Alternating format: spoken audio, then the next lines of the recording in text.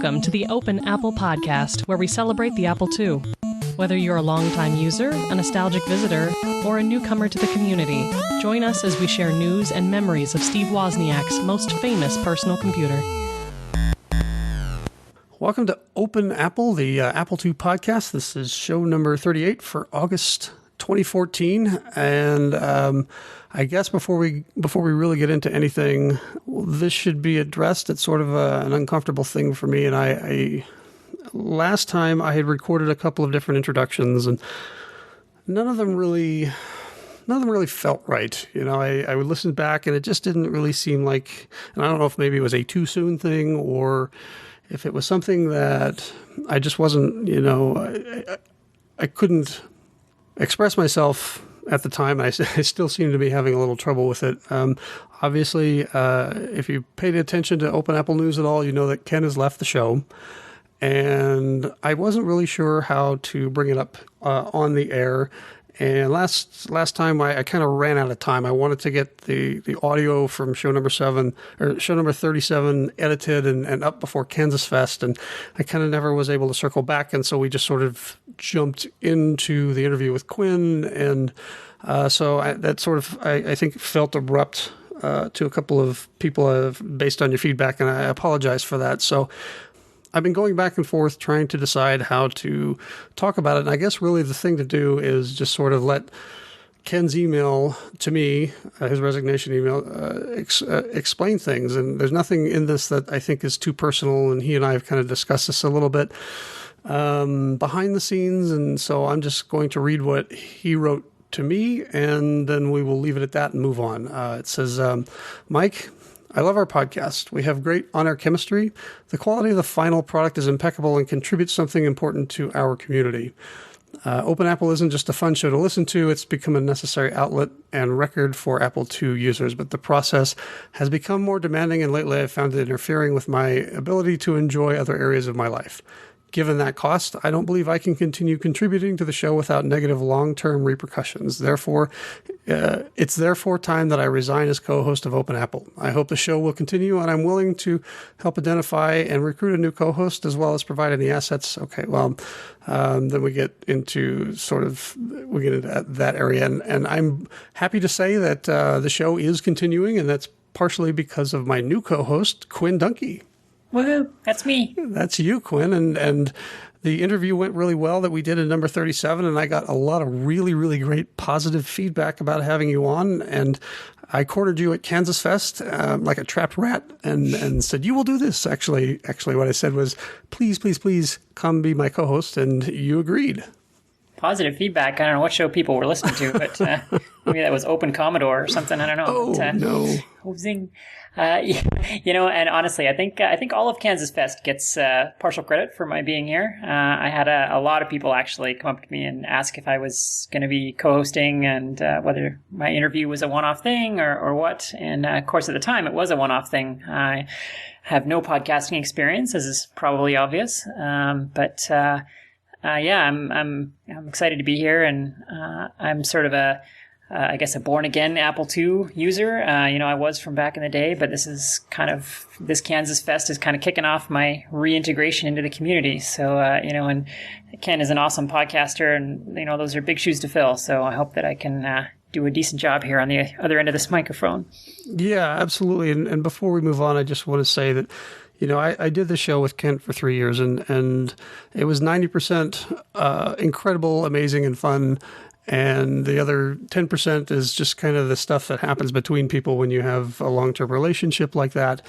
And Ken, we wish you well in the future, and you're welcome to come back and be a guest anytime. And that reminds me, Ken has since launched a couple of his own podcasts. He is doing Polygamer, which is a show that takes a look at gender issues in gaming.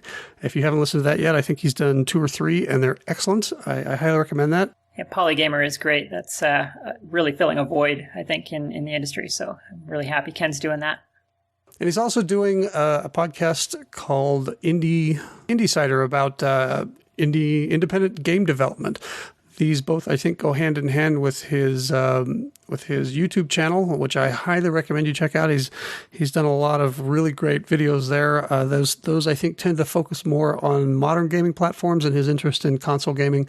But he's got a lot of really neat creative stuff that I suggest you check out. So thank you, Ken. I've had a great 3 years, and I look forward to maybe collaborating with you in the future on something else. And in the meantime, Quinn, tell me about the time that you had at KansasFest. Wow, well, what a time it was. It was my first time. I was a KansasFest virgin, as it were. And I guess you get the blame for dragging me there. I think I got basically talked into it during our last interview. Good. I'm glad I could manipulate you into that. Yes, that's how easy I am to talk into things. So good thing we didn't do an interview about jumping off a bridge, or I might not be here to co-host. That's bad. But yeah, I was right on the edge of wanting to go anyway, and the hole opened up in my schedule, and so yeah, it was I was a pretty soft sell there.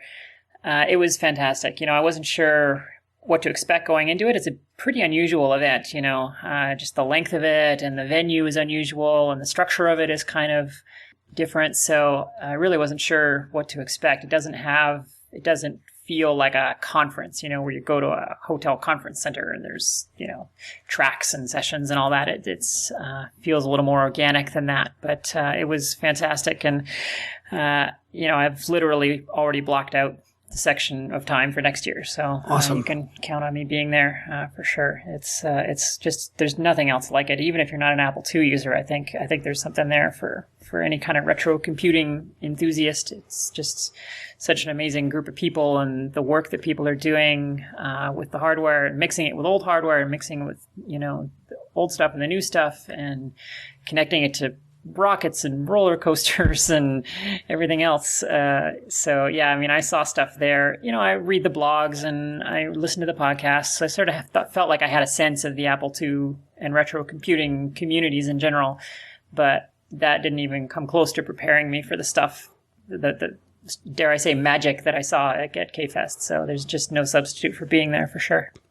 Now, we talked extensively during your guest shot about Veronica, and you brought Veronica with you. And I remember distinctly you saying that this was the first time she'd really been off the test bench. How was that?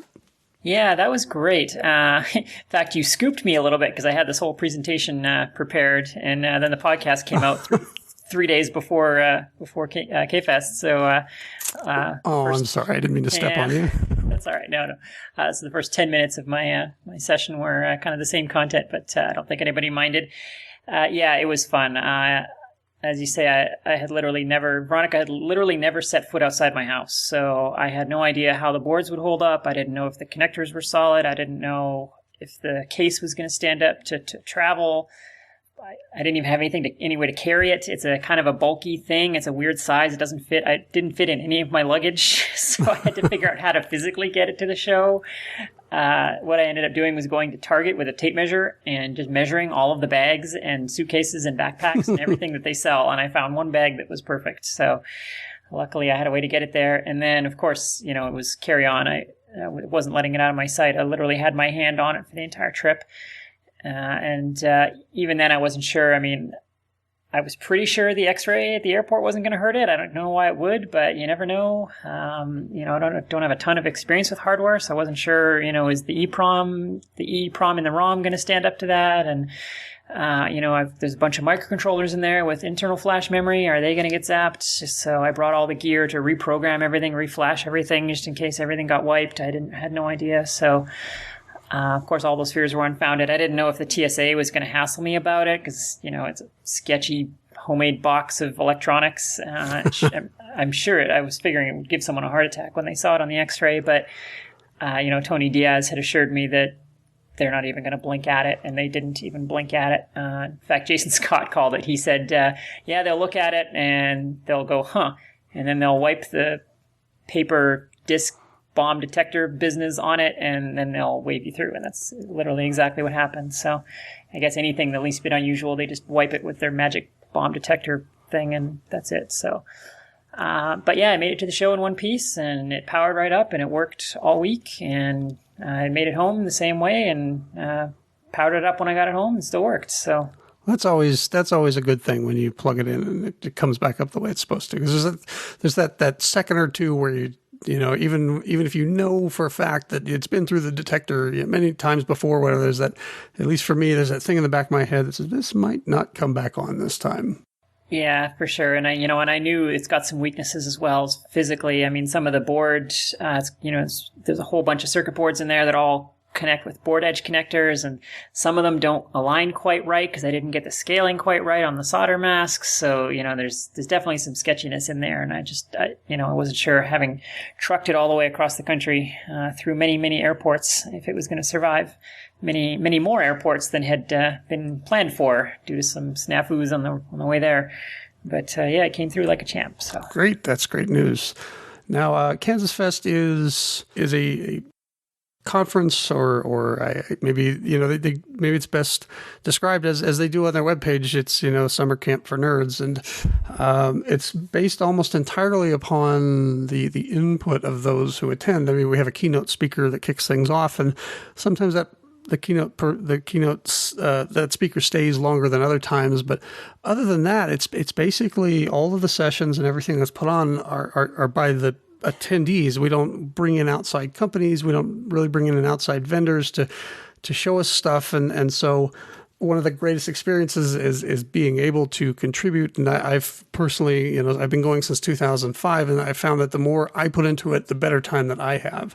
Now, obviously you had a great session, and there was the vendor fair. Was there anything else that kind of really stood out in your mind as like a great memory that you're going to have from your first KansasFest? Oh boy. I mean, I think probably, aside from getting to show Veronica to people, which was just a huge thrill for me, because, like I said to people in person at the show, where else am I going to find a room with 50 people in it that are totally going to get this? I mean, the rest of my friends look at that thing and say, you spent years building that? Why exactly? I mean, it's just impossible to explain to somebody who doesn't immediately get it. And everybody at the show looks at that and says, oh, awesome. They immediately get why someone would do something like that. So that was the biggest thing. But, I mean, the people were amazing. We talked about this in the big group podcast that we did, but, these kinds of things are really about the people. And I was just blown away by that, the way the community came together to help each other out. And, I said I think I've said on other shows that I'd been looking for an Apple IIc Plus, and within hours of setting foot on the premises, one appeared in my hand, and it just it was incredible. Wow. So that was a big highlight for me to just sort of, it was almost like a welcome back to the Apple II kind of thing, where I didn't have any Apple II hardware, but I was interested in getting back into the community, and I had all these ideas, and now suddenly I have the means to execute on all these ideas. So it's just sort of given me this passion to kind of give back. It's sort of energized me to go and do all kinds of cool things. I mean, that was one of the things that surprised me the most about K-Fest, was just how much energy I came home with. It was like just a recharge, and not just for Apple II stuff, but just in general. I just feel all kinds of excitement to go and try all kinds of new things. So that was a really pleasant surprise, I think. Yeah, I find that when I go there, it's great, because I basically got a week to just kind of immerse myself in that sort of 8-bit, Apple II past for a little while, and from that I can draw ideas for what I want to do for the future. And it's great because I'm around people who are a lot smarter than me, or who have solved similar problems or overcome certain obstacles, and I've basically got almost 24 hours access to them to be able to ask them, hey, what do I do here? And I've never found anybody that says, no, I'm not interested in helping you with this, or I don't want to. Every time I've ever had any question about anything that I'm doing there, people are just willing to jump in and pitch in and help out, and that's open sharing community is always very inspiring. For sure, yeah. And what's also interesting is how normally when you go to a big conference like that, you come home and it's just sort of like a switch. You're back to normal life, and that's it. It's like as soon as you set foot in your house, it's like a distant memory. And K-Fest is almost like a crossfade back into normal life because, I mean, all week, the podcasts are coming out and people are writing articles and people are posting their code and sending out their photos on the mailing list, and the conversations that we were all having continue on the mailing list. And so it's almost like part of me is still there, and, I look behind me and my shiny new Apple IIc Plus is sitting behind me looking all inviting. And so, yeah, it's funny, but there's a part of my brain maybe that's just now going to always be there. I don't know. Well, I don't see that as a bad thing at all. Not at all. One of the really neat sessions this year was a continuation of a session, a demo that we saw last year.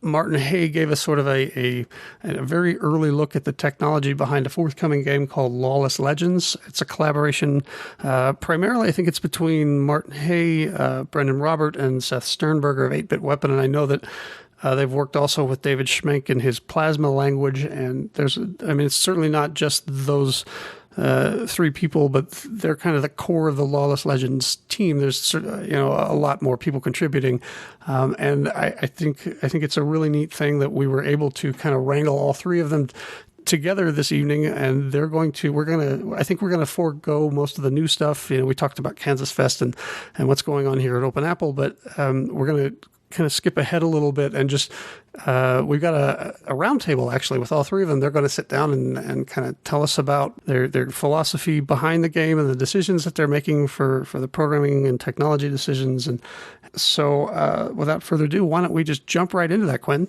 Yeah, I'm excited to have the guys here. It's going to be great. Old or new, it's still cool in Retro Views.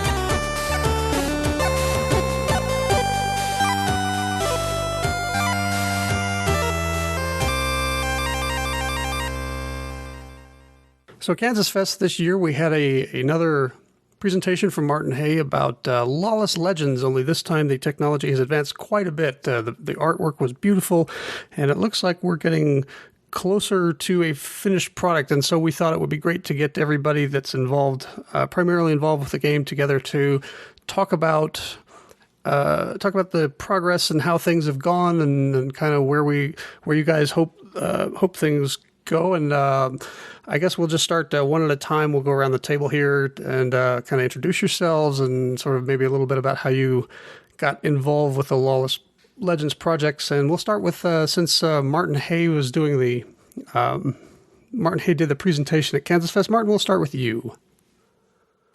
Okay. I am actually the last of the three people here to have joined the project. I joined just over a year ago before the last KansasFest, and my idea was to come in and just write a raycaster to do, so you could wander through 3D environments. I thought that would be really neat to do, and of course I've ended up getting deeply involved in the project, and I have my hands on many pieces. Most recently, integrating work from Dave Schmenk, who I guess we should have invited him. But anyway, he's been kind of peripherally involved, and he contributed a customized version of Plasma, which is his language for kind of a high-level language for the Apple II. He contributed that to Lawless Legends, and I spent the last month or two integrating that into the whole system. So that's kind of what I've been working on in a nutshell: raycasting and scripting. Okay, next we have Brendan Robert. Hey, can you guys hear me all right? Yes. Excellent. So I've been in this project for a little bit longer than Martin. I'd say probably about 3 months longer than Martin. Kind of started back when Seth put out a message, I believe it was on Facebook. I want to say it was on Facebook, and was trying to recruit people to help him make a game, and I was the person who raised his hand and said, sure, what's it about? And here we are. So, it's been a really fun challenge to try to figure out how to design a game with more modern sensibilities that will run on old tech. And Seth and I have had a lot of interesting conversations that led to the idea of creating an open source based game so that we could attract other developers to jump in, and I think that it's worked pretty well. I think there's been a lot of interest generated just by the fact that everything we're doing, everybody can contribute as much or as little as they want, and have access to all the source code. Because as we've known in the Apple II community, preservation of software is a really big deal, and having access to the source code, an even bigger deal. Took a lot of inspiration. For example, Jordan Mechner releasing the source of Prince of Persia as an example there. So I started by creating the Outlaw editor, and that was something that Martin had demoed last year at KansasFest, and that uses the video rendering of Jace, sort of in a redo format to edit graphics and tiles and whatnot.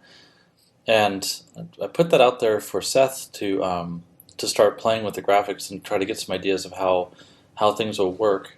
And the idea of using an emulator as a video sort of rendering engine for the editor is that we really wanted to take advantage of as much of the bizarre idiosyncrasies of NTSC color artifacts as we could.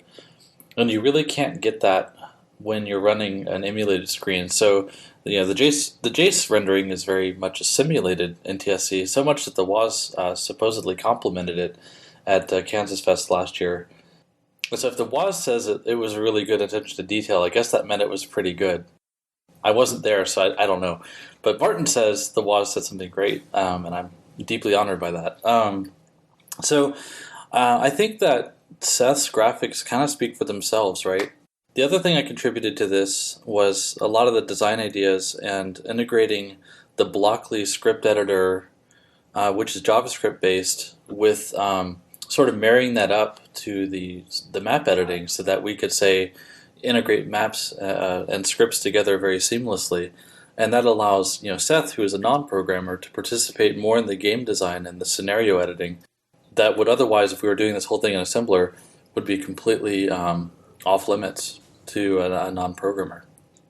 And what a great transition to our third guest today. Now Martin and Brendan have been guests before on Open Apple, but Seth Sternberger is joining us tonight, and this is his first time on Open Apple. And you're also deeply involved in Lawless Legends. Seth, introduce yourself, please. Hey everybody, I'm Seth Sternberger, and I'm one half of the band Ape Weapon, which we actually use quite a bit of Apple II. In fact, we just did we shot live footage for PBS, and half of the stuff we performed was on a 2C. Whoa. So that's so cool. Yeah, using Mike Mahone's digital DMS synthesizer software, which is pretty interesting in and of itself.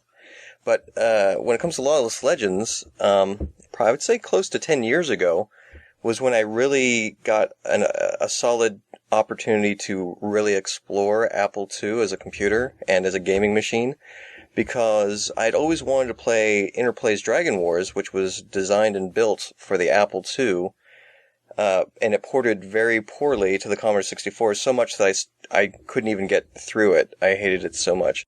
So with eBay, I was able to buy a 2C, very nice compact system, and buy Dragon Wars for the 2C so I could experience it as it was intended. And I loved the experience so much that I also bought Wasteland for the Apple II, which I played a million times in the PC and Commodore 64, and also found the experience on the Apple II superior because it had really rich colors and the drive speed was incredibly fast compared to the Commodore 64.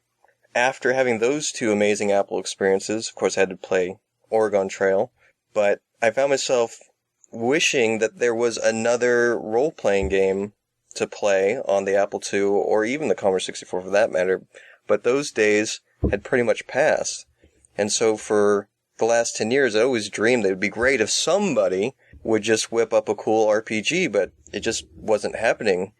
And I would Google and look and whatnot, but around the end of 2011, maybe January of 2012, I thought, well, I know lots of people online that code in assembly for the Commodore 64. I'll ask some of these people if they'd be interested in putting a new role-playing game together.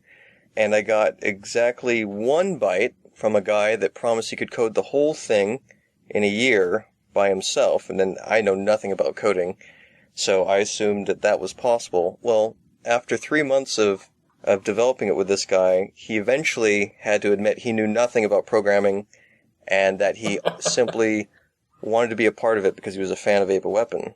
So Aww. we got nothing out of that. So that's when I reached out to the entire 8-bit community, regardless of what platform. That was in, I want to say, March of 2013.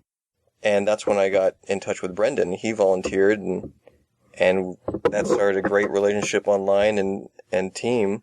And then shortly thereafter, I think Ken Gagne got Martin in touch with me because I asked Ken, hey, do you know any other coders? The really strange thing is there's a huge Commodore 64 coding community out there that is probably 10 to 1 of the Apple community, but all I got was negativity and sarcasm from the Commodore 64 community, with the exception of one guy that came later, and we'll talk about him. But pretty much everybody thought I was a joke, and the idea of making a new role-playing game for the Commodore 64, you'd have to pay somebody serious cash to motivate someone to make a game of the scale of Lawless Legends. But when I got in touch with Brendan, he didn't think it was such a terrible task, and he liked the idea behind Lawless Legends, so he did the Outlaw Editor, and we started doing graphics together, and then eventually Martin came on board, and I originally wanted to do Bard's Tale type pre-rendered graphics, hallway graphics, and Martin's like, well, yeah, we could do that, but I mean, in the same amount of coding time, we could probably do a raycaster, and that really kind of blew my mind. I didn't really know how to wrap my head around that, because that was just so much more than I had asked for, And admittedly, I'm just going to say right here that I had to eat a lot of crow on that one, because I didn't think that was doable. So, just throwing that out there. I don't think a lot of us thought that was doable. Sorry. But, Martin and I had a few serious talks because I wasn't sure I'd be able to get the definition, because the way the raycaster works, you have to use a few more pixels for it to show up at different distances, so you kind of have to double up your pixels in some places. So I wasn't sure if we would get the detail I wanted, but we got the detail and more. I mean, I'm still blown away by all the advances we have almost on a weekly basis, whether it's graphics or sprites or things that we finally added to the Outlaw editor, like scripts or different tools in Outlaw. I mean, I tell the guys all the time, the game gets better and better every single day. Like, there's always some advancement that at least the three of us are working on separately, that we talk to each other about, and we send each other like pictures or YouTube videos, and we're constantly inspiring each other. And that goes for like David Schmenk and Anton and anybody else that's had their hands, in the mix. So, can you give sort of a view from 50,000 feet of Lawless Legends for, some of our listeners may not have heard of it, or may have heard of it but don't know exactly what it is. Can you sort of talk about what it is you're building in terms of a game and in terms of an engine and so on, just kind of the high level view? Sure. You want me to take this one, Seth, or you want to take it? Yeah, that's fine. So there's Lawless Legends, the game, which when it's done, oh god, I hope it's done soon, it will be a playable, and by playable I mean by floppy disk, hard drive, maybe even serial port on an old Apple II, or also via emulator. And that will be a game that is set in the Wild West, and there should be a nice rich sort of plot structure to it. One of our overall design philosophies is that if it doesn't help tell the story, it doesn't belong there. So we've been talking about, how do we let the player experience the game, go through the game and build their way up through the game without just succumbing to experience grinding? How do we let the player go through the game and experience the game without getting lost, but also not feeling like they're on rails? And I'm not going to say it's a free, sandboxy game, because, I learned lessons from the Fable series where they promised a lot and delivered a great game, but didn't deliver what they said they were going to deliver the year before. So, it is an 8-bit game, but the NPCs should probably do more than just say 2 lines and then stand around, right? So stuff like that. The other part of what Lawless Legends consists of is the software technology, which allows it to be possible. So there is an entire game editor, the Outlaw editor, which allows you to build the graphics, the maps, everything that goes into the game comes out of the editor. We save the data from the editor, run it through some conversion, and that builds a disk image. And that black box code that I just mentioned was done by Martin Haye. And then you get the game. So the other part of Outlaw is that it's object-oriented in the sense that it's Java and everything else, and also that it's built around the idea of platform. So there's, single high-res is a platform. Double high-res is another platform. Commodore 64 can also be added as a platform. So there's nothing about the editor itself that is really centric around Apple II. And that was why we decided to pick a very sort of novel graphic WYSIWYG script editor, which didn't tie itself to any particular language. And we also decided to let a tile be a tile and a map be a map. And how those things get rendered just depends on which platform you're in. Currently, that only consists of Apple II because we only have Apple II coders building the Apple II side of things. But we don't have to go rewrite the whole editor from scratch to support Atari or Commodore or whoever. I think that pretty much sums it up. Did I miss any big parts, guys? I want to add one more thing, which is that, so Outlaw is kind of the game editor. The whole engine that runs on the Apple II currently is called Mythos. And that consists of, disk loading and rendering everything on the screen, fonts and all that stuff. And eventually, hopefully, there will be Mythos for the C64 and Mythos for Atari, etc. And a large part of Mythos is Plasma, which works on Apple I, Apple II, Apple III. So I don't think it's that big of a stretch to imagine that Plasma would be part of Mythos for every 6502-based platform.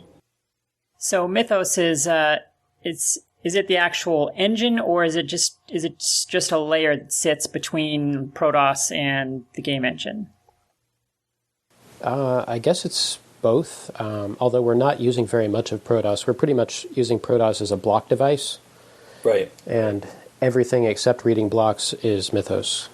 Yeah, we really wanted it to be VS Drive compatible because nothing beats playing on the original hardware. And maybe you don't have a hard drive, maybe your floppy drive is on the fritz, or you can't find floppy disks, but you still want to play it on the original hardware. It'd be really great if we had enough room and cycles left to support VS Drive on the side. So we didn't want to rule Protoss out, and we also wanted it to be compatible with hard drives and 800K floppies and so on. So that's why Protoss is there. A lot of people say, well, why is that? Well, we have ways of getting memory away from Protoss, so we have evil tricks. Yes. So the cross-platform goal is pretty bold, and one of the really interesting things about the engine you guys are building. Normally, when you go cross-platform, you sort of incur some overhead. What kind of challenges are you guys facing to sort of keep that overhead from overwhelming such a slow machine? I guess it's half on Brendan's side and half on my side. So in Outlaw, there are hooks for adding graphic editors for other platforms. I don't think they're implemented, except with the exception of Double High Res, which is another Apple platform.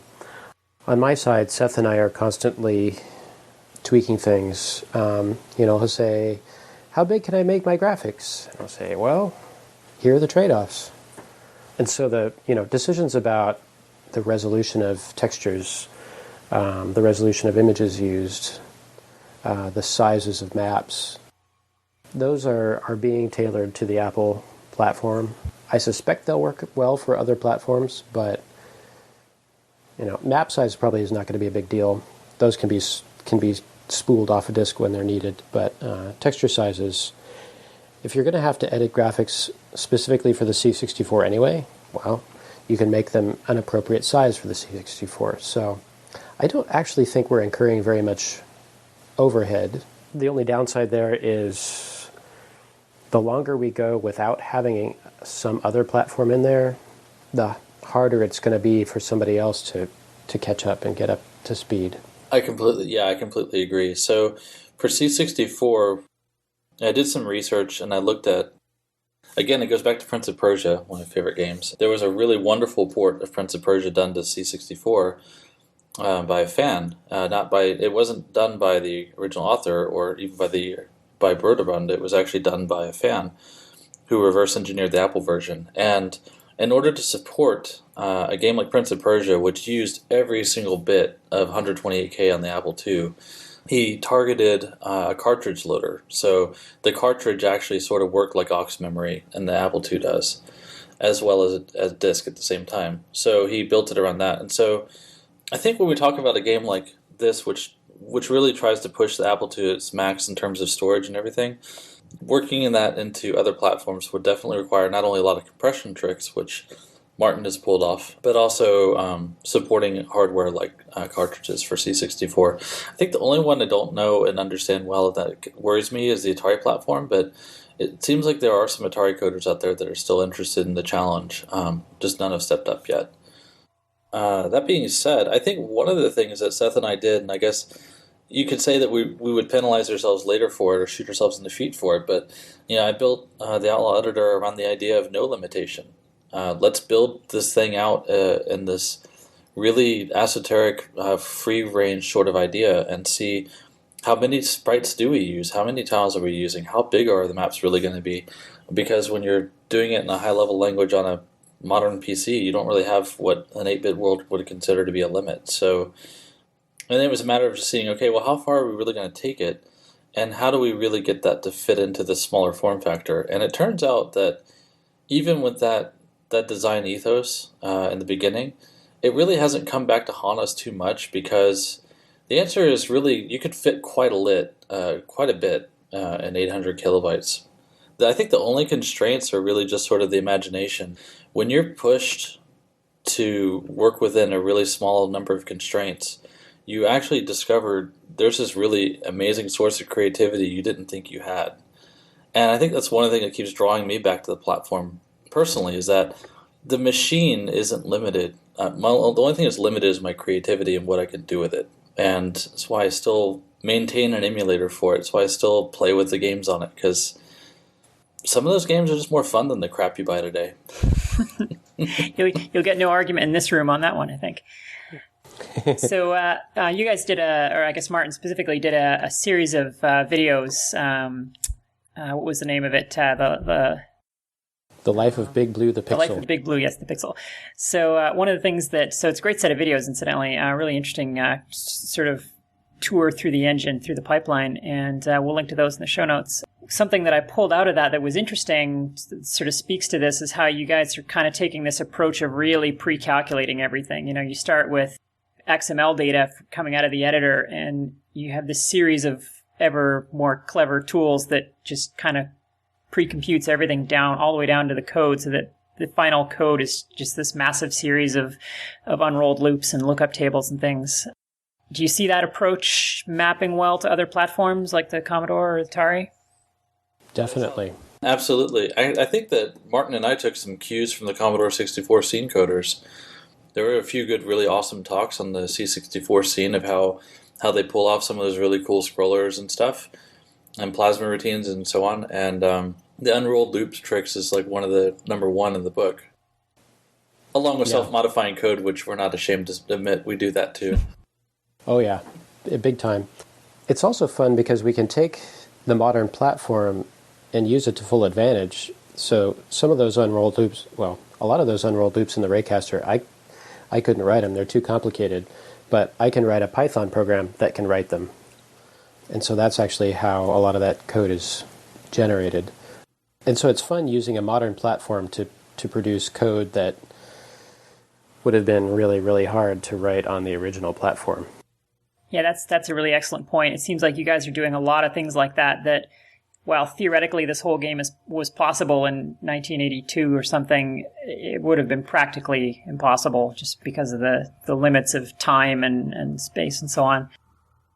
It would have to have been built on a timeshare machine or something of that magnitude. Yeah, like Infocom was doing. That was their big thing, is they had a big mini computer that they did all their development on. So back to the engine for a second. What would you say is the most expensive part in it? It's got to be the Raycaster, or? expensive in terms of CPU. Yeah, the Raycaster is very expensive in terms of CPU, and also in terms of memory. Actually, I blew like 13K just on the unrolled loops. Wow, it's a lot. It's a lot of code. And the Plasma runtime itself only uses 4 kilobytes, which is just, I mean, David Schmenk is just amazing. That you can pull off an entire runtime for a language in 4K. Yeah, it's nice. Another good thing about Plasma is it allows us to prototype in kind of a higher level language, but then in the same source file, you can just start converting routines that are bottlenecks into directly into assembly.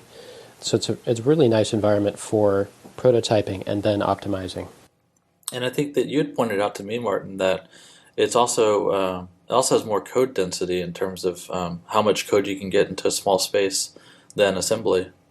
Yeah, so we can fit a lot of combat drivers or store mechanics into the RAM that we have remaining because I dumped it all on the Raycaster. Yep. So to give you an idea of what it looks like when the game is running, for example, the main loop would be controlled by a Plasma program that's compiled and running on the Plasma runtime. Much like you would run a game on AppleSoft Basic, right? And then anytime you have something really expensive like a Raycaster routine, that's obviously the pure assembler. And so you could think of it kind of like an AppleSoft assembler combination, like what you type in from Nibble magazine. Or something along those lines, and except we have Plasma, which is a lot tighter and a lot faster and much leaner to boot. So you're saying that we should have had David Schmenk join us as well? I think that you should have a show just talking about Plasma, because Plasma just it's part of what we're doing with this, and it's definitely a big driving force. But it's in and of itself a single utility language that you could build your own projects on. There's, it's completely, you can think of it entirely separate terms as well. The other big piece of this, and this is something that I designed and Martin implemented, and I think that was kind of a combination of Martin and David, is the memory management. I think that's something that we do here that I'm not going to say that wasn't done before on the platform, because that's a little bit overly bold, but it certainly wasn't done quite uniquely as what we did. And that is we allocate memory in a very sort of free-form manner in the game. This allows us to use every last scrap of memory that we can, and we just deallocate stuff as we no longer need it. But suppose you're walking around on a 2D map and you're allocating space and memory for map tiles that you're loading in and so on, and say something has gone off the screen, it's no longer needed, we deallocate it, but maybe it's still there. The player walks back and we go to ask the memory manager, hey, we need to allocate space for this piece of the game again. And it might just realize, oh, I still have it.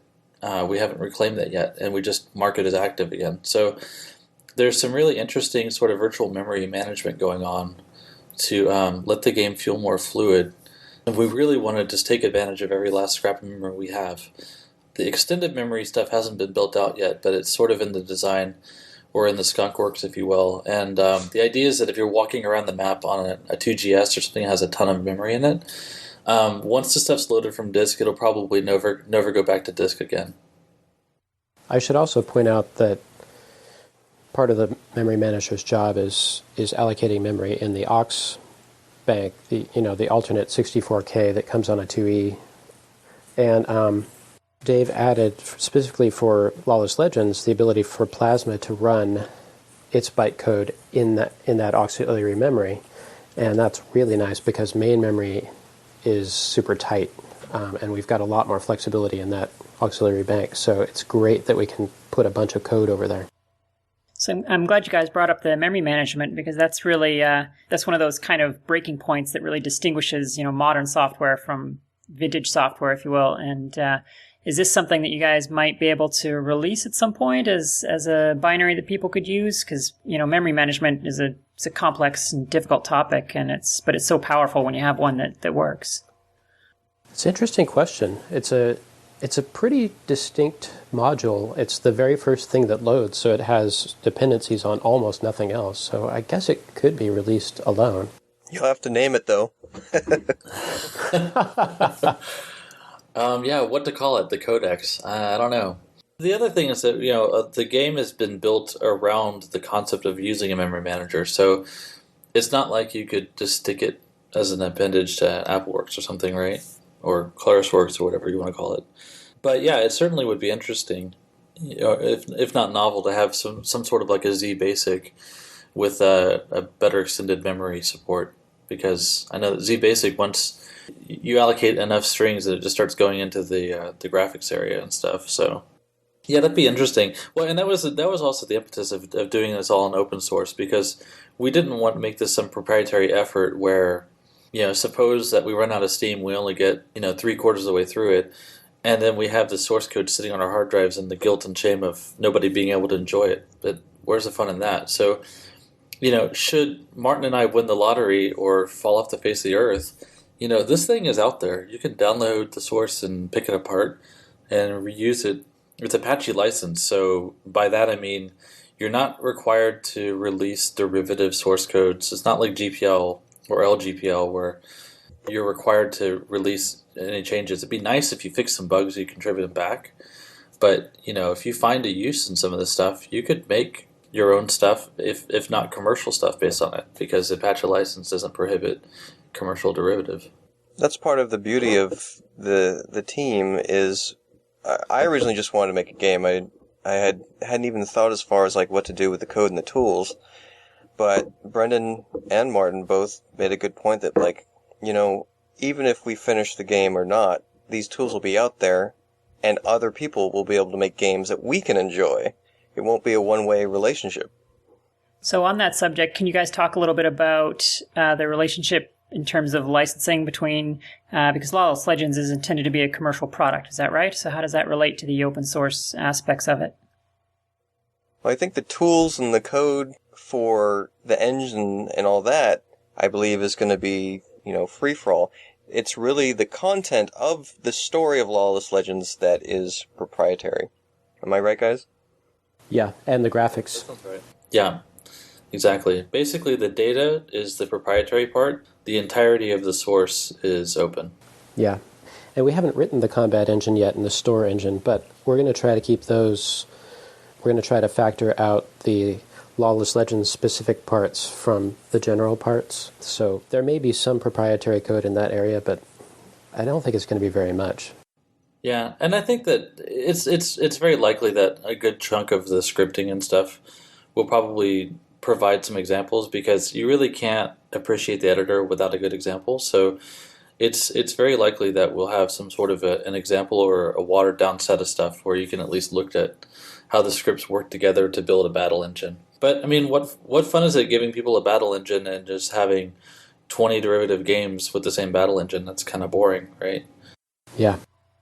Well, I think Martin and I were talking that as tools get released, we'll just make some little demo mini adventures to show off. You can have 2D adventures, you can have 3D adventures, you can have both 2D and 3D adventures like Lawless will have. There'll be, script demos, all kinds of stuff. Anything that we use in the background of the show, there'll be a demo outside of Outlaw to demonstrate it. I mean, outside of Lawless Legends, there'll be some other demo adventure we'll put together.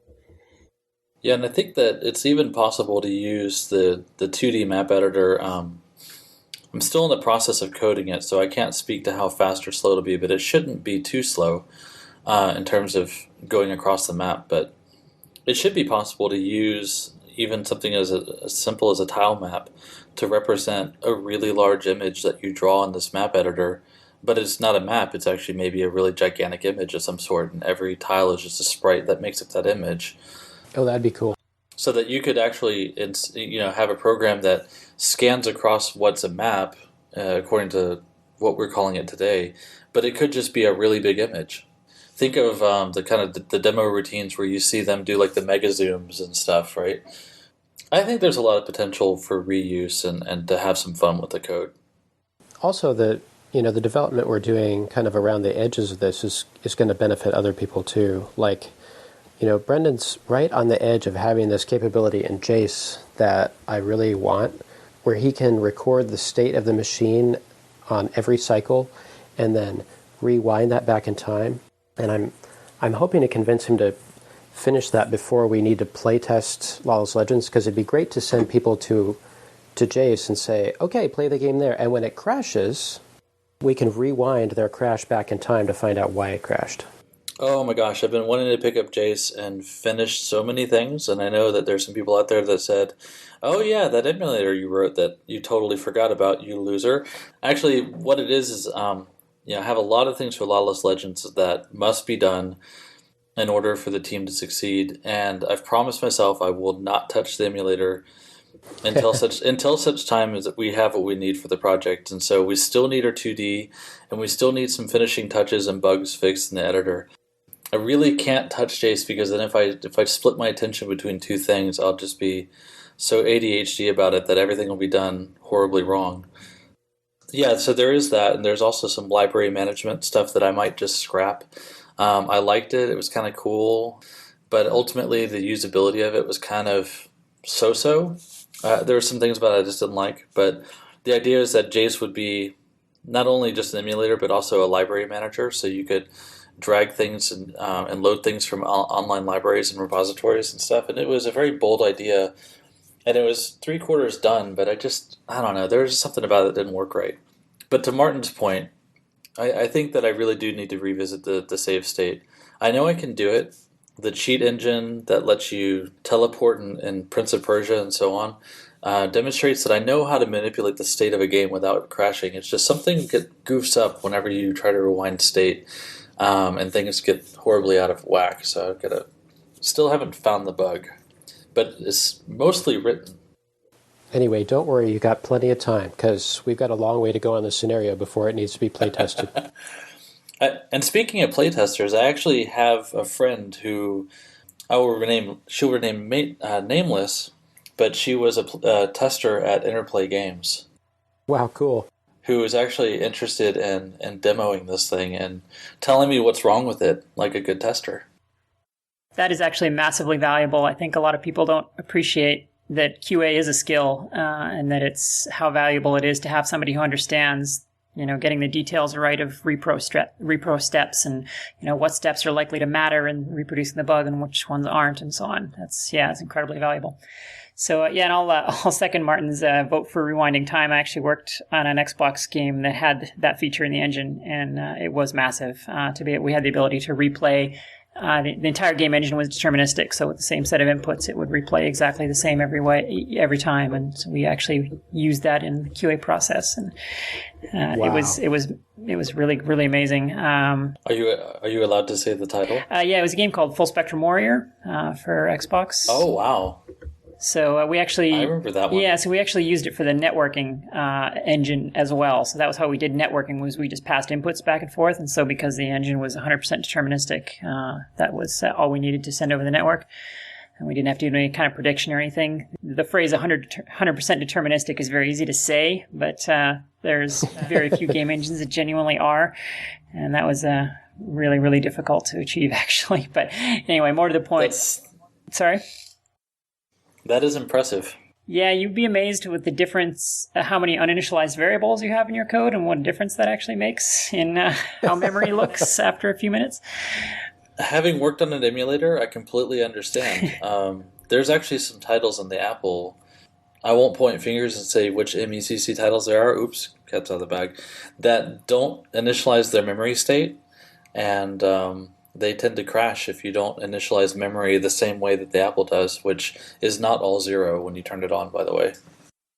So let me rewind a bit with our engine, and you guys touched on this a little bit earlier about the documentation. That's something that I really was impressed with so far, your efforts there. Can you talk a little bit about that? And I mean, as anyone who's written any kind of engine or shared library can attest, that's almost as much work as writing the code, right? Absolutely. So Seth and I started collaborating using Google Docs to work sort of in tandem to make sure that Seth can get his idea across, so I have an idea of what sort of scope and what scale of a game he's going for. And also, so I have a way of getting down all of my design ideas so Seth can see them, and also so that whoever else joins the team has an idea of what they can pick up from our Kanban board. So we have a Kanban board that has a bunch of tasks on it. People can just kind of pick them up and run with them. in the design doc, there's a whole section talking about the mythos, script editing, and then the combat engine and a whole bunch of other stuff. We sort of want to break it on paper before we go to the bother of implementing it. Listing out, okay, I need these language features, I need these commands. At the very minimum, I need to be able to start music and change music. And I was like, oh wait, I need to be able to stop music too. I mean, it's like, so this continuous drafting process so that we have an idea of, yes, this is solid, and here's the minimum set of what we need to at least get a vertical slice so we can play with this thing. It was really fun the moment that Martin started to review the documentation, because he was reviewing it kind of while I was still revising and writing it. So there's this entire section on Mythos where we were having a conversation in comments. He was highlighting stuff and commenting on it, and I was responding in line, and it was, I guess, the full embodiment of a living document. But the Google Docs has been a very valuable collaborative tool. It's cool because I can go back and read the conversation that we had about the text that's next to it, which helps me remember, oh, that's why we decided that. With the whole game's main core plot, text has been written, and it was just finished like a month ago, and I had Martin go through it and find any incontinuity or anything that doesn't make sense, and he was a trooper, and he read pretty much the whole thing, I think, and found a bunch of holes that I had left gaping and happily filled thereafter.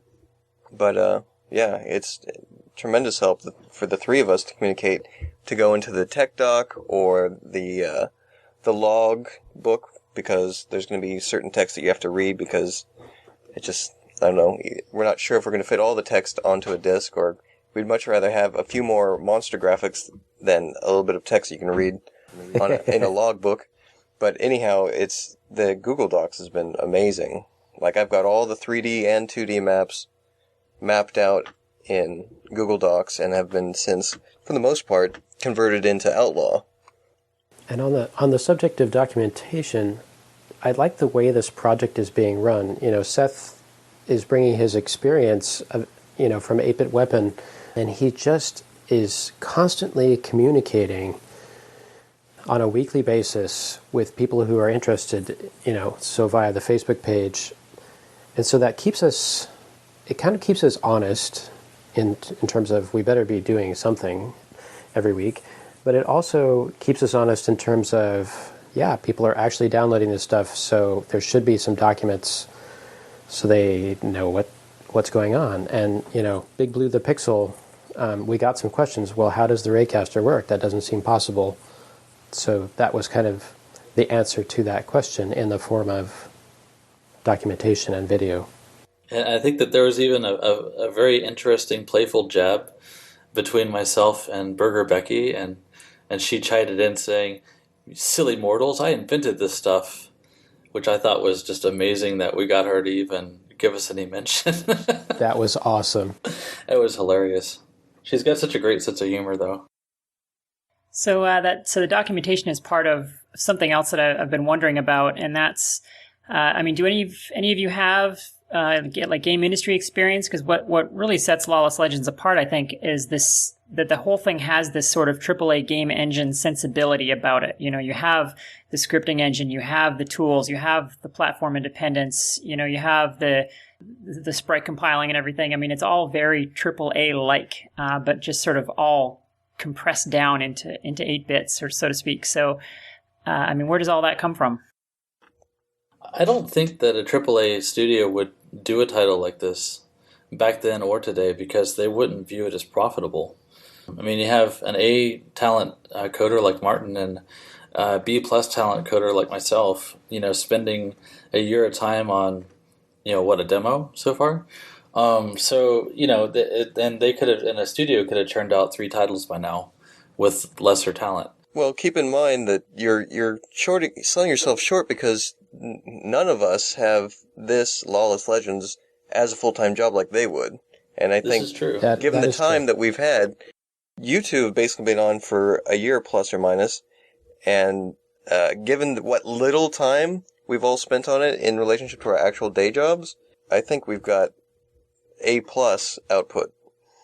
There's some things that, because we don't come from the game industry, that I think that we've been able to bring in a different perspective, which is, you know, back when you made games on these old 8-bit platforms, you had a programmer, and sometimes the programmer was also the game designer, and I'm talking about like the David Cranes out there, or the Jordan Mechners and so on, and you can't do that anymore. That the titles these days are too complicated for that. So to have just a small handful of people go in a room and come off and make a game, I mean, you only see that with the indie gaming efforts.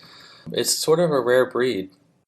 I would have been a game programmer. It was something I was very passionate about whenever I went off to college, but then I saw what the industry was like at the time, circa 98, 99, and I decided after seeing what it was doing to my friends that were in the industry that I wasn't a good fit for that, because it was a very brutal industry to get into. Oh, it's still like that. I have a buddy who lives across the street who reminds me of that, who works on a lot of A titles for Nintendo. Yeah, I get to hear a lot of his horror stories, and he's just amazed. He's like, "Why aren't you working for a game company?" I was like, "Because if I told you how much did I make doing enterprise software, you'd hate me." There's a lot of things that I learned doing enterprise software that allowed me to explore things like Java and XML and all these other technologies that run, like an Outlaw editor, for example, and open source collaborative tools and all these other things that if I was an indie game developer, I probably wouldn't have discovered as much of. I mean, I know about them, but I wouldn't have any reason to have learned them as much. And I think that some of that stuff allowed us to kind of rapidly assemble some of the support tools to make this possible. So kind of coming from outside sort of has some advantages, I think. Let me jump in there real quick. You kind of hit on the heart of my question there, which is that, like you say, back in the day, you would have Bill Budge just sit down and bang something out by himself, and he's not going to bother building a scripting language and an editors and a whole art pipeline. But that is something that every modern game does. And so to hear that you guys don't come from that background is really interesting. It's almost like you sort of backed into a modern game engine structure. Well, we wanted to leverage the strengths of the team. I really wanted to be able to offer Seth the ability to lend his creative input into how the game works without having him to learn how to program. And I also wanted the game to not rule itself out from being cross-platform. So in order for that to be possible, the game had to be written in a non-platform specific language. There was just no way around it. And I had done, I homeschool my children, and I had taught them Scratch and Java and Groovy and stuff like that. So I had reflected on what was the easiest thing for anybody to learn if they'd never programmed before, and Scratch was just super simple. It kind of harks back to the days of Logo, but even easier. You just drag and drop and snap your program together. It's a no-brainer. And so I was like, well, if I can do that, but for this game engine, then we got a surefire way to make this happen so that Seth can have creative input, or whoever can have creative input alongside Seth, and then I can focus on improving the editor for graphics. Martin could focus on improving rendering and platform-specific stuff. And that was sort of how that came about. I don't think we started with the idea of a script editor at first. The idea started bubbling up over time. And I know that a lot of commercial games use Lua and so on for the same reason. I couldn't believe it when Brendan found this thing. He had talked about, we should have some kind of visual scripting thing. And then he actually came up with one. And then the next week, he dropped it into Outlaw, and it just blew our minds because I thought that it was going to take like a year of development just to do that. It would have. If I had written it myself, it definitely would have. A big shout out to the Blockly folks on Google Code, because I literally was able to take the Blockly source code, which is based out of JavaScript, and all I had to really do was figure out how to tie it into Java. And so Java and JavaScript aren't the same. I know that there's still that misnomer out there that they're related, and they're not. We use Java Effects for the editor, and in Java Effects you have a web frame that you can actually stick, or web view I think is what it's called, but you can stick a web page with HTML5, CSS3, and modern JavaScript, and it will run in Java. It actually is kind of on par with like Firefox inside of Java. So whenever you open up the script editor, you're actually opening up a web page that's on your hard drive and it's loading JavaScript, but it saves itself as XML, and then that XML goes back to the Java, and then Java handles it as XML at that point. So it wound up working out very, very well. That's a great example of what Martin was saying earlier, how you guys are able to leverage modern hardware to squeeze performance out of the machines, because you wouldn't, back in the day have been able to use those kinds of tools for sure. I have a kind of a personal answer to your question, which is, how did I get into this? I wrote several game engines when I was a teenager and in my early 20s. And so I love writing game engines, but I was always missing the person to write the scenario because I just suck at that. Brendan's notion of making this WYSIWYG editor that runs on your laptop, it's brilliant because it allows that kind of person we really need, which is Seth, to come into this full force and implement his vision. When I was 15, I taught myself assembly after going through years and years of typing in things from Nibble and reading books on making games in assembly, Apple high-res games in assembly, and so on. And I finally sat down and in a one-week coding marathon made a tile engine, a graphics editor using low res to edit the tiles. I even had a scrolling text window on the side, so it was very Ultima-esque. You could even hit the delete key. It would go to the full screen low res page and give you a bird's eye view of your whole map for wherever you were. And it even had the idea of kind of overlapping segments of memory where you could actually go around a map that circled around itself but was bigger than what you could fit in memory at a time. So when I was 15, I figured out how to do that, and it wasn't as smooth or as cool as Ultima, but I mean, I was 15. I was pretty darn proud of it. And then I made a little example map and I walked around it, and my little player was lonely and died of boredom because I had no idea what to do next. And I think that was, there was another time I made a game. I was going to make a game with a friend, and I wound up making this really cool pull-down menu routine when doing a pull-down menu routine was a really hard thing to do in BASIC. And it was so awesome, and it was so mouse text driven. It looked so neat. And I made this really cool main menu and no game. Story of my life before now. Yes, you kind of need strengths of different people to come together to make these things happen. Yeah, I think that's the story of many a young programmer's life, myself included. I think it's why there's so few successful indie game developers. It's because it is very difficult to find all these various skills in one person and someone who has just the time to do it all. Yeah, right. I think I have enough perspective now to where if I really wanted to, and I had the resources to, I could probably pull off an indie game of some sort. But I don't have the flexibility to do that. I've got kids and all that stuff. So that's not on the table right now. But it's a matter of telling a story, and it goes back down to the original ethos is if you can use it to tell a story, then it has a place in there. Otherwise, if you're just doing it for the fun, that's not telling a story. That's fluff. You get rid of it. And that's that editorial process is necessary to really make a high quality production. I think that some of the indie games that you really that really speak volumes of what indie games are good at doing, like Braid, for example. It's a really simple bare bones game. There's not anything other than just the raw mechanics to it. It doesn't get overly fluffy. But the fanciest part of it is the artwork, and the artwork is part of the story. It really is. And when you strip it down to its barest elements, I think that's where games should be. And you have a lot of AAA games that are just they try to go do everything better than everyone else, and you wind up with these games that just have no soul. They're just boring. You just wander around to them, and you're like, okay, now what? The player should never say, now what? I think if they're doing that, then you're not giving them a story to have fun with. That's very true.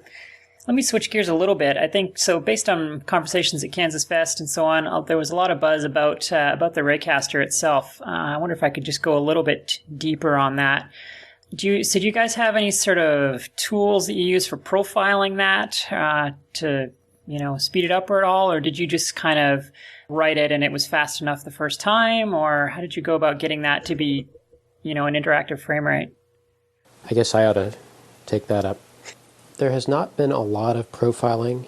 The core of the raycaster really is the speed-sensitive part is scaling the graphics in real time, and that's done in a column-wise fashion, so it blits a column at a time. And really, that whole process, getting that fast enough, came down to just figuring out, okay, how many pixels do we have, and how many cycles can we spend on each one, and working backward from there, and aiming for about 10 frames a second. I don't know if we're actually hitting 10 frames a second. We're not really measuring the frame time. My Apple II doesn't even have a way to measure the frame time, but we mainly look at it, and if it feels like you hit a key and something happens before you get impatient for something to happen, then it's fast enough. And then at each step of the way, we kind of add things and it gets a little slower. So we added sprites and it got really slow. We're like, oh, crap. So we figured out kind of a workaround where I discovered the raycaster was, tracing past the edge of each tree to find the next tree, and tracing past that tree to the next tree in the background. Well, you couldn't even see those trees in the background. So we came up with this notion of a blocker where if the raycaster hits one of these special blocker sprites, it just stops there and it doesn't have to trace behind it. And that got our frame rate back up to interactive speed. But of course we have ideas for lots of other things to add that may slow it down, and we'll have to optimize, work around.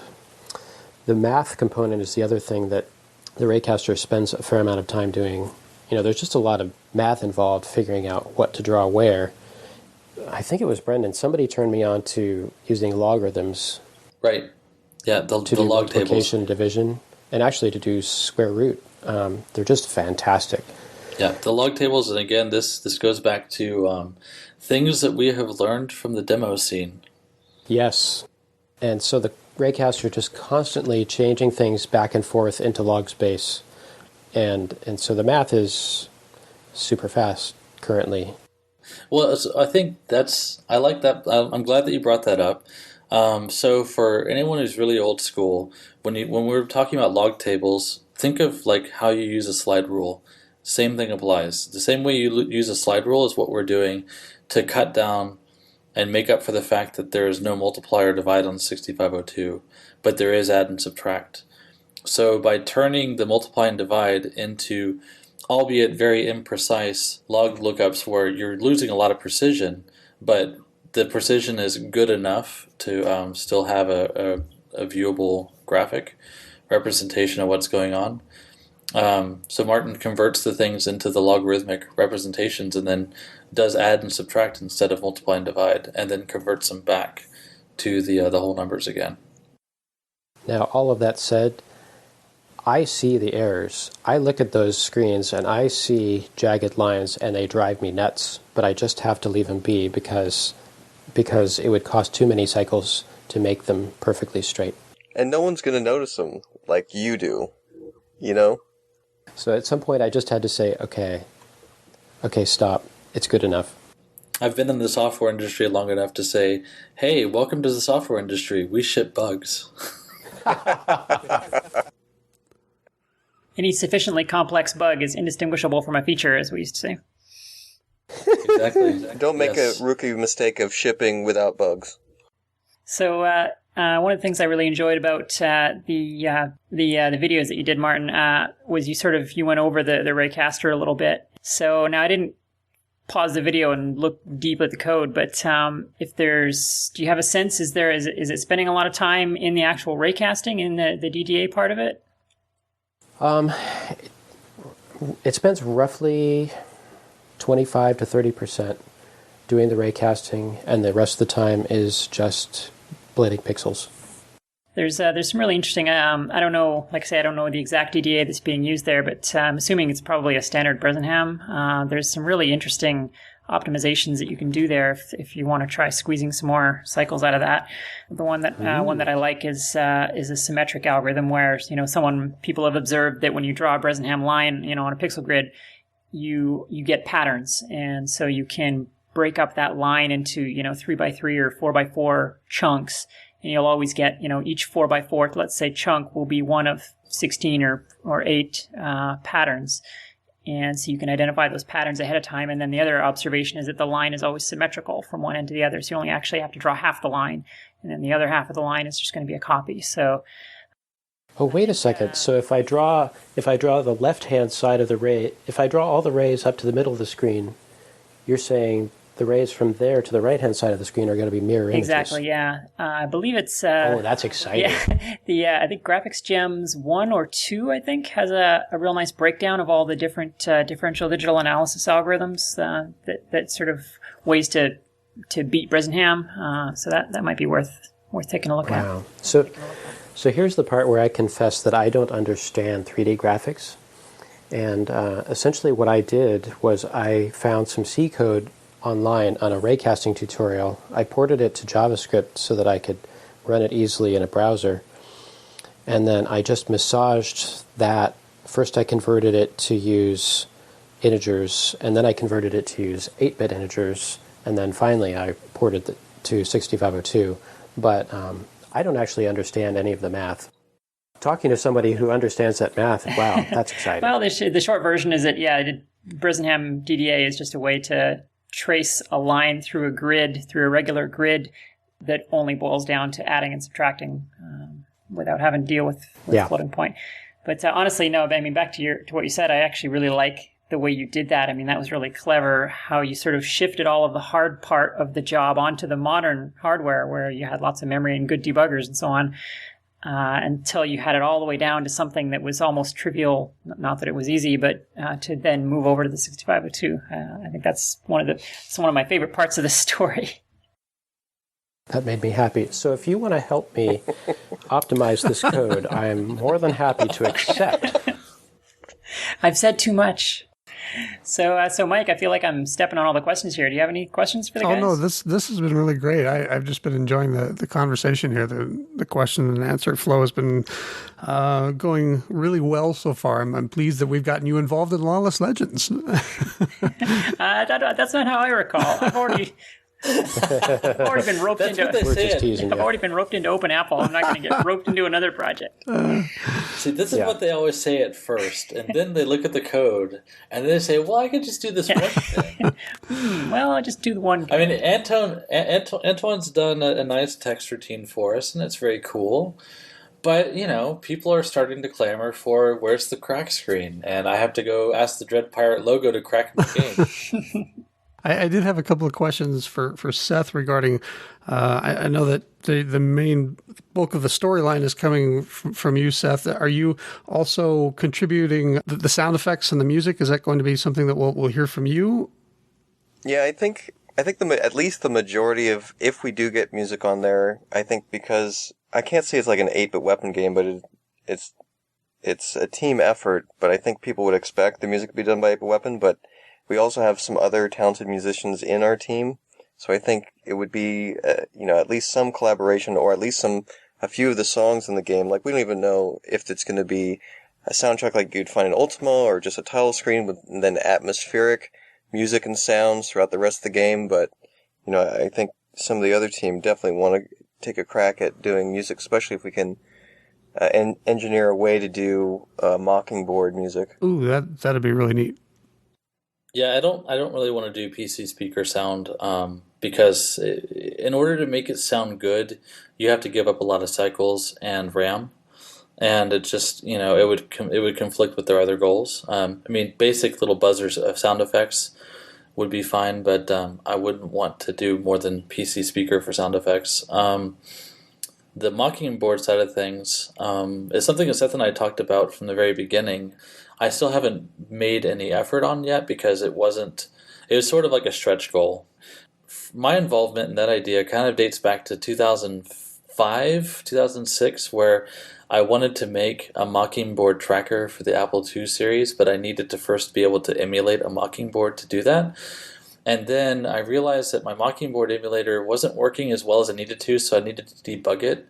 And in order to do that, I really had to run actual 6502 through it.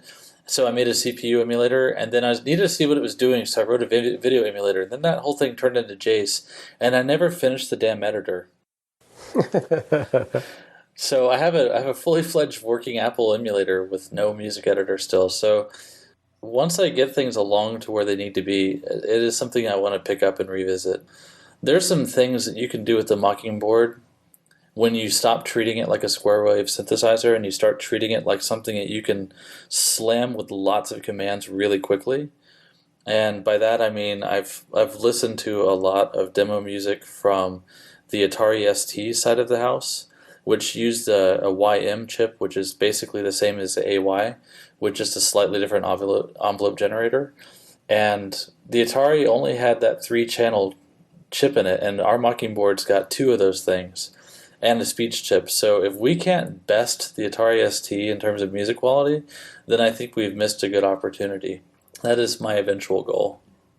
Now, you may have some help, because I note that Dave Schmenk beat me for a Mockingbird at KFest, and he took it home. That's good. That's really good. And also Tom Charlesworth, who I haven't spoken with in years, but he ported a Spectrum game, and I can't remember the name of the game, but he ported some music from a Spectrum game to test the Mockingbird emulation in Applewin, and he pushed it to the limit. And I confirmed that Applewin's Mockingbird emulation is top-notch compared to the original hardware. And by that I mean Tom Charlesworth's Specky game conversion is probably the most complicated Mockingbird tune I've heard, where it's actually pushing a lot of registers around, much more so than Ultima 5, where it's only updating the registers at the end of a timer interval, and it's like just long quarter notes and so on. But I'm talking like, rapid arpeggios and other stuff that you only hear in demo scene music, and I really would like to hear more of that, because I think it's a very unexplored side of our platform. Plus, as Seth pointed out at the top of the segment, as we all know, the Apple II is a vastly superior experience to a Commodore 64. So we need to make sure that they don't get to play the SID card, which is the one that always comes out sooner or later. Oh, I have a lot of respect for SID, and after all, just because we're Apple snobs doesn't mean that we should talk about SID, because you have to remember the person that designed the SID was also the same person that designed the dock that's in the GS. So you got to give the SID some love. I'm just jealous. Would it be totally offensive if someone created a card to go in the Apple II that had a SID chip for sound? Well, it's funny you should mention that. There actually was a prototype of exactly that at KansasFest this year. Oh, wow, really? There was. It was hand-built. Yeah, and Wow. I don't know if we should talk about it too much, because I know they're actually planning to develop it. I believe they're planning to develop it into a product, so I don't want to go too far on that. But I happened to be next to him at the vendor fair, and it was great work, really, really awesome. If that happens, that will trump anything the Commodore could possibly have over the Apple II, because the Commodore drives are so slow compared to the Apple II. When I finally switched to Apple II for gaming, it blew my mind how fast the games were. It's funny you say that. Whenever I got a Commodore 64 a couple of years ago and I started trying to load some games off of it, I thought there was something seriously wrong with the damn thing. Well, there is. The engineers were told they had to make it backwards compatible for the VIC-20. Even with fast loaders, it's still slow. But a cartridge game is going to be fast, right? Oh, sure, it's direct memory. So circling back on that point, if we're successful at getting a C64 port, which we haven't really talked about, Seth, did you want to bring up any news on the C64? I know that we haven't had any updates in a long time, but we haven't talked about it much publicly. Yeah, there's not really a whole lot to talk about, really. We do have a guy who's working on it, but he hasn't gotten that far yet. Yeah, but at least he's working on it. And he actually knows how to program. And he doesn't have an ego, which is hard to find in the Commodore coding scene. Yeah, we've only had a couple roundtables with him, but he was a lot of fun. And Commodore users can send their hate mail to Mike McGinnis. That's right. Yes, my other podcast, they've nicknamed me Hate Sponge, so just go ahead. Mike Hate Sponge McGinnis. Because we will get hate mail from the Commodore users for this conversation. Right. Well, they have themselves to hate, because we went to them first, and they laughed at us, so... But we are ready. We are ready for more of them to join us. Yeah, absolutely. No hard feelings. Yeah, I'm totally I'm ready to coordinate with a larger team of people to expand other platforms. The Outlaw editor's ready for it. The team's ready for it, and we have the support structures in place to handle it. We're using GitHub for source. We have a Kanban board that's running on a very, very big enterprise scale website, and we have Google Doc. So I'm pretty sure that Google Doc can handle more people browsing it at the same time. So we have everything we need to scale out to a larger team on the tech side. I think the only thing that's missing is the human element, and I'm all for it. I'd totally love to see every 8-bit get in on this one. So looking forward now, obviously a lot of progress has been made since last year, and it's been really great to kind of see that, and especially catch up at KansasFest. And I know it's unreasonable and silly to say, when is this coming out? But what are your major goals down the road? What are the next steps for you in developing?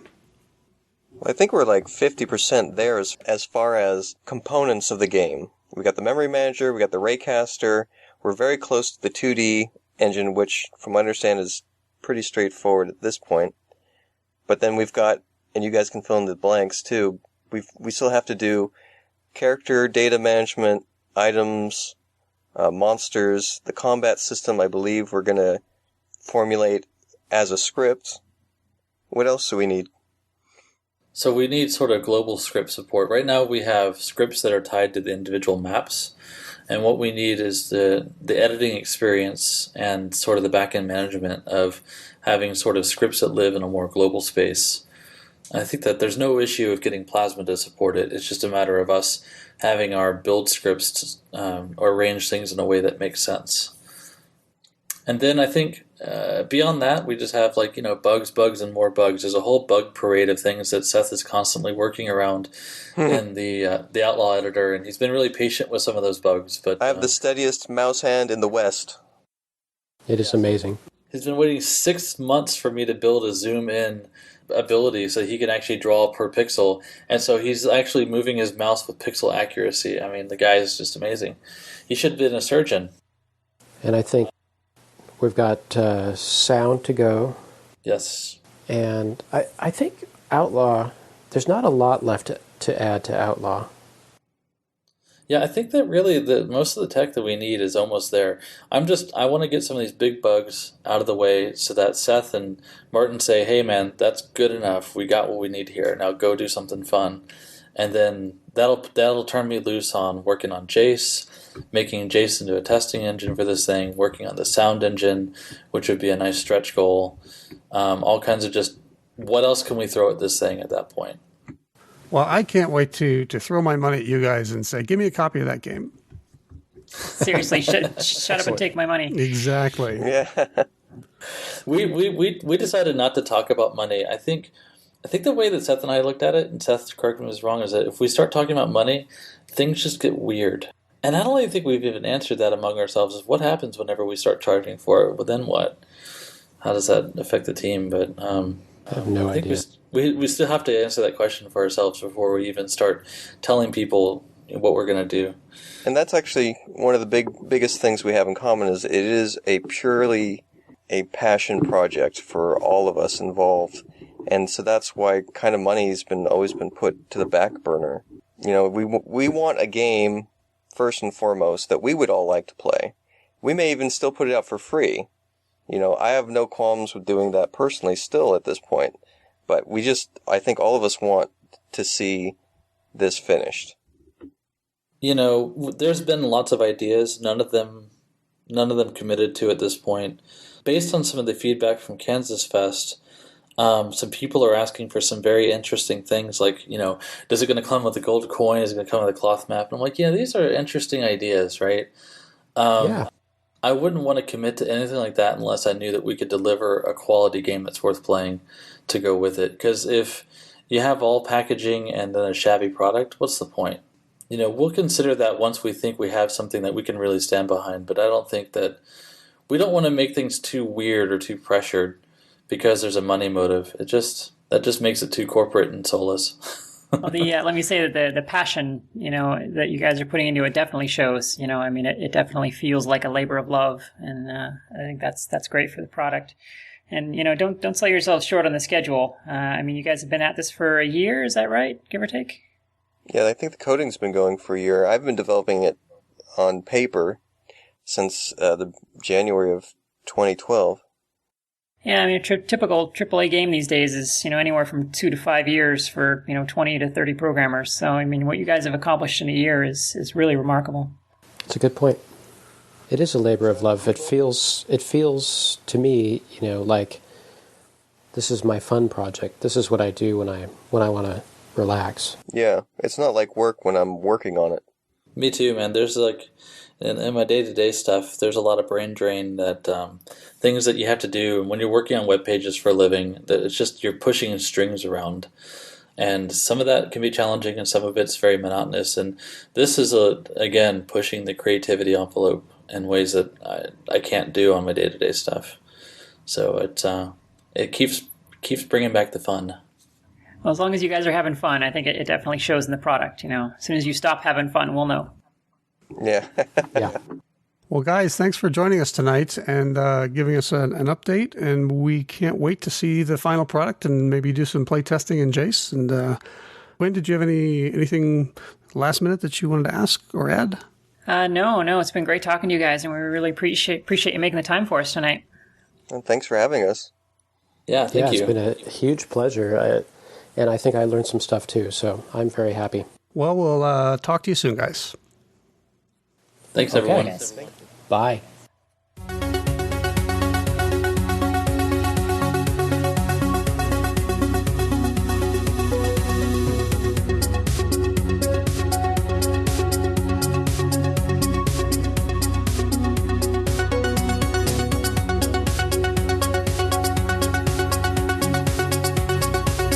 This has been the Open Apple Podcast. Find more episodes, read our blog, or send feedback by visiting us on the web at www.open-apple.net. Just making more editing work for yourself. That's right. Yeah, it's Dead air. compelling stuff. Radio gold here, folks. That's right, radio gold. Yeah.